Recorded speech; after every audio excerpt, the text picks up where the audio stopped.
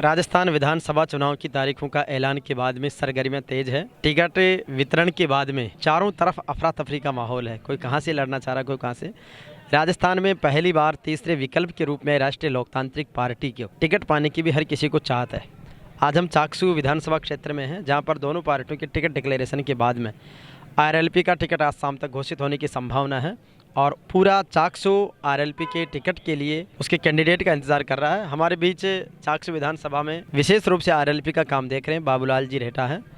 बाबूलाल जी, किस तरीके का आरएलपी का माहौल और राजस्थान की इस बार की विधानसभा चुनाव का परिदृश्य कैसे? राष्ट्रीय लोकतांत्रिक पार्टी के अध्यक्ष माननीय क्योंसर विधायक हनुमान जी बेनीवाल के पिछले 10 साल से संघर्ष को आप देख रहे हैं और जिस तरह की उन्होंने नागर से हुंकार भरी बाड़मेर, बीकानेर और सीकर के बाद एक सुनामी के रूप में किसान और जवानों का 15 लाख से ऊपर का वहां पर राजधानी को घेरने का काम किया है। इस बार विधानसभा चुनाव में उन्होंने 4 बड़ी रैलियां की है कि इस बार के विधानसभा चुनाव की हिंदुस्तान की सबसे बड़ी किसान हुंकार महारैली उन्होंने जयपुर में की है।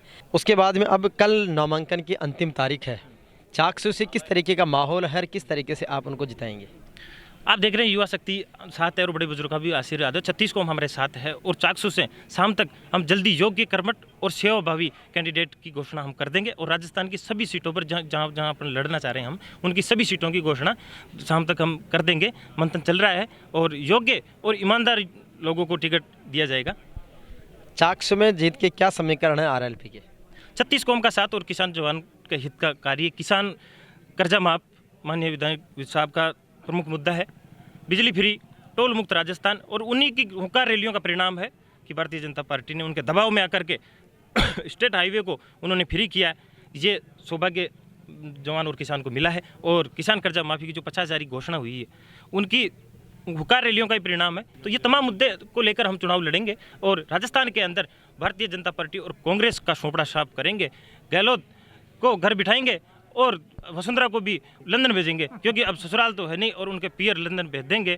ऐसा काम करेंगे और राजस्थान के अंदर इस बार 2018 के अंदर नया परिवर्तन का आगाज युवाओं ने और जवानों ने किया है। तो इसके लिए हम तैयार हैं। 36 कौम के साथ लेकर के हम किसान जवान का नारा देकर तमाम मुद्दों के साथ में हम राजस्थान के अंदर आ रहे हैं और पूर्ण रूप से सरकार बनाएंगे। सोशल मीडिया पर सबसे ज़्यादा पोस्टें, हर दूसरी तीसरी पोस्ट हनुमान बेनीवाल और राष्ट्रीय लोकतांत्रिक पार्टी की आती है। चाकसू से जो सबसे ज़्यादा सोशल मीडिया पर एक्टिव है राजू जी, सोशल मीडिया पर ज़बरदस्त आप एक्टिव हो, पूरे युवाओं की हर पोस्ट का आप कमेंट करते हो।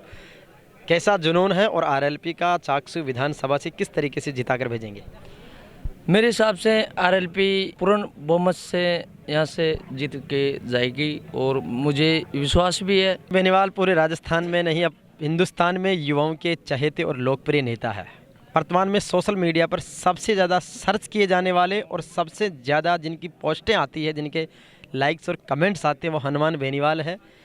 हिंदुस्तान में सबसे ज़्यादा किसी राजनेता पर गाने बने हैं तो हनुमान बेनीवाल पर बने हैं। उनकी राष्ट्रीय लोकतांत्रिक पार्टी इस बार राजस्थान के विधानसभा चुनाव में एक बड़ा आगाज़ करने जा रही है। किस तरीके से बेनीवाल जी के नेतृत्व में नए राजस्थान का निर्माण करने जा रहे हैं?